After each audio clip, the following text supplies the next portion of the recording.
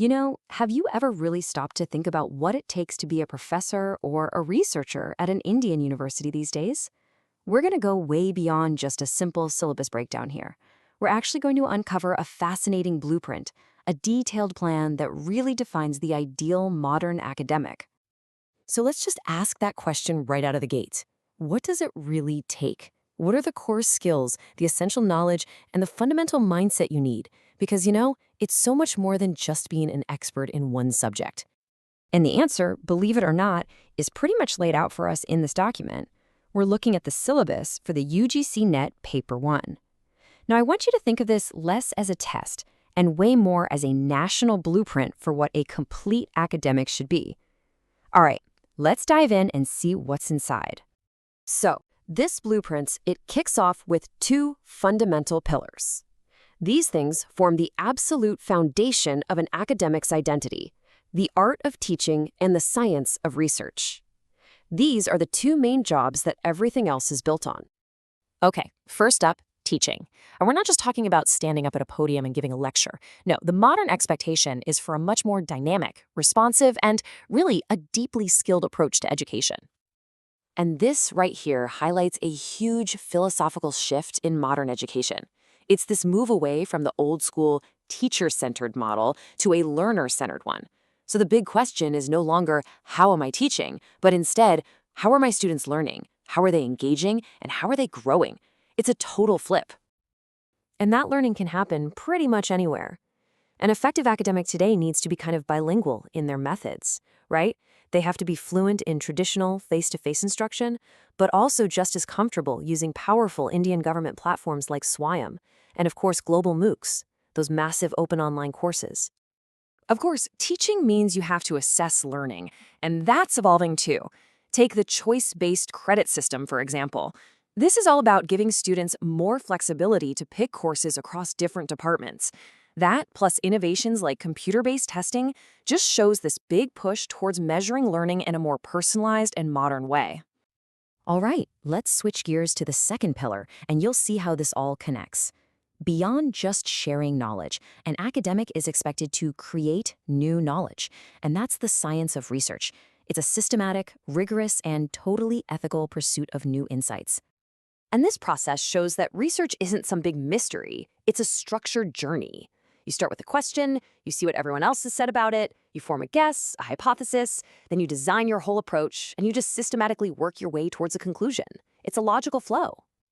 But within that one path, there's a ton of diversity. A researcher needs to get the difference between different methods, like quantitative, which is all about numbers and stats, versus qualitative, which is more about non-numerical stuff, like interviews. And tying all of this together is the absolute need to use technology well, and, most importantly, stick to strict ethical guidelines. Okay, so if teaching and research are the main jobs, what powers them? Well, that brings us to the next layer of our blueprint, the essential toolkit of cognitive skills. Basically, how to think, how to argue, and how to communicate like a pro. This is really the engine room. Without the ability to think critically, reason logically, and share your ideas clearly, even the most brilliant research or teaching plan is just going to fall flat. These are the universal skills you have to have. A huge part of this toolkit is mastering logical reasoning. So that means understanding deductive reasoning, which is kind of top-down, right? You go from a general rule, like all birds have feathers, to a specific conclusion. And it also means knowing inductive reasoning, which is bottom-up, building a theory from specific things you've observed. You need both to build solid academic arguments.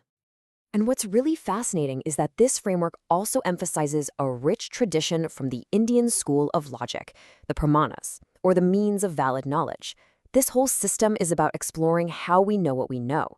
For instance, pratyaksha is knowledge from direct perception, like seeing something with your own two eyes.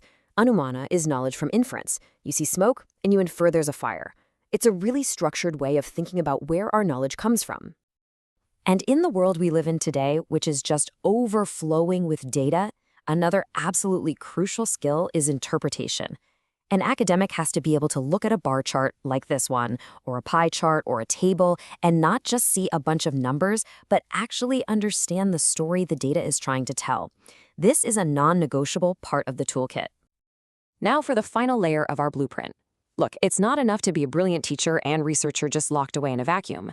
A truly modern academic has to be deeply connected to the world that exists beyond their classroom and their lab. So, the key word here is context.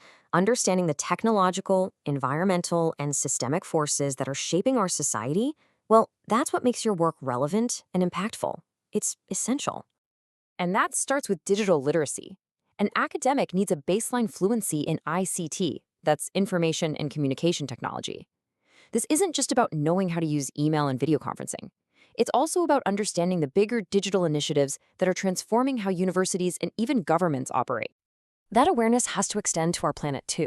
This standard of knowledge demands an understanding of major environmental issues. We're talking about big global efforts, like the UN Sustainable Development Goals, which cover everything from clean energy to reducing inequality, and landmark climate agreements. This is now considered a core competency, not an optional extra. And finally, an academic has to understand their own professional world. That means knowing the history of higher learning in India, from its ancient roots through its massive expansion after independence, and understanding the policies and governance structures that are in place today. And there it is, the complete blueprint. It's a multi-layered, it's demanding, and it's an incredibly dynamic vision of what it means to be an academic today. You've got to be a teacher, a researcher, a critical thinker, and an engaged global citizen, all rolled into one.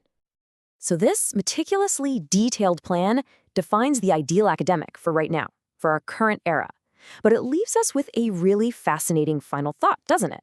As technology and society just keep accelerating, what new skills and new competencies will the blueprint for tomorrow demand?